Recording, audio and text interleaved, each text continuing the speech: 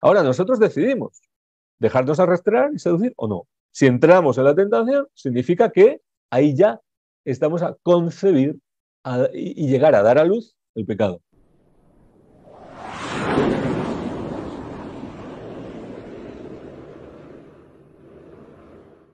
Bueno, ¿cómo actúa la carne? Un poquito más, profundizando un poquito más. Vamos al Evangelio, las palabras de Cristo. Dice, lo que sale del hombre, eso es lo que contamina al hombre. Es decir, la carne está dentro, pero aflora, usa medios para aflorar, ¿verdad? Y esto es lo que nos contamina, dice Cristo. Porque de dentro, del corazón de los hombres, salen las intenciones malas. Fornicaciones, robos, asesinatos, adulterios, avaricias, maldades, fraude, libertinaje, envidia, injuria, insolencia, insensatez. Todas estas perversidades salen de dentro y contaminan al hombre. Es decir, del corazón corrompido, tocado por la carne, con deseos, pensamientos carnales, sale, se genera, se gesta las actuaciones, las obras de la carne, los frutos de la carne. Pero el germen está dentro. Luego, la raíz es lo que hay que cuidar. Las intenciones, que dice el Señor ahí, ¿verdad? Del corazón salen las intenciones malas.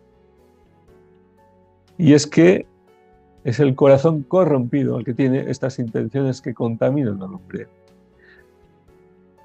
Santiago, en su carta 1:14, nos dice también, cada uno es probado, tentado, se puede traducir aquí también, cada uno es tentado por su propia concupiscencia, que le arrastra y le seduce. Después, la concupiscencia, cuando ha concebido, da a luz el pecado. Y el pecado, una vez consumado, engendra la muerte. La muerte espiritual es consecuencia del pecado. ¿Y el pecado cómo viene? El pecado viene por la tentación a la que cedemos, en la que entramos. Es decir, la concupiscencia es como una fuente que genera pecado, pero no puede concebir el pecado si nuestra voluntad no se adhiere. Se necesitan siempre dos principios, ¿verdad? Para generar algo, engendrar algo nuevo. La concupiscencia nos arrastra, nos seduce, pero es una tentación. Somos probados, somos tentados. Ahora nosotros decidimos dejarnos arrastrar y seducir o no. Si entramos en la tentación, significa que ahí ya estamos a concebir y llegar a dar a luz el pecado. Estamos entrando en el camino del pecado. Y el camino del pecado es el que engendra la muerte. Y esto, ¿dónde comienza, por tanto? Porque para atajar algo hay que ir al inicio, ¿verdad? Si cortamos por lo sano al inicio, no llegamos hasta el final. Si queremos evitar la muerte, hay que evitar el pecado. Si queremos evitar el pecado, las fuentes de la tentación. Y la primera es nuestra propia concupiscencia, esa fuerza de la carne que nos arrastra hacia el pecado, a desear y a querer lo que es contrario a la voluntad de Dios. Esa naturaleza pecadora rebelde, carnal, que hay en nosotros.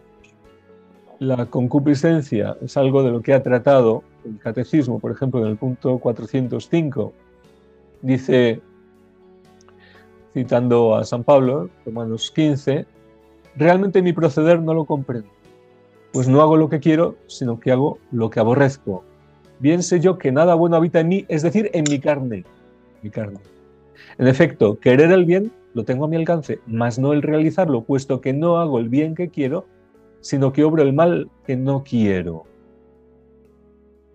La naturaleza humana no está, dice el Catecismo, totalmente corrompida.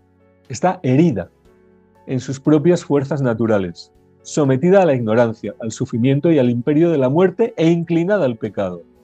Esto es una herida en la naturaleza humana, pero no significa que estemos totalmente corrompidos. Es decir, depende de nosotros enfrentarnos, luchar contra esta inclinación e incluso que esta herida vaya siendo poco a poco sanada.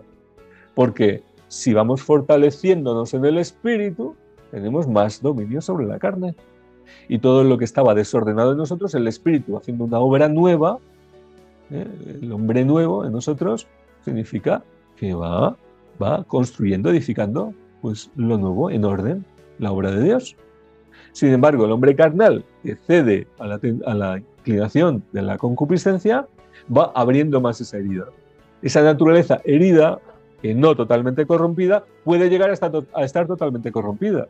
Claro, porque si esa herida se deja abrir más, se cede a sus inclinaciones, se deja que se gangrene la herida, que se infecte por todos los lados, que al final termina en la corrupción total. Pero somos libres, somos libres.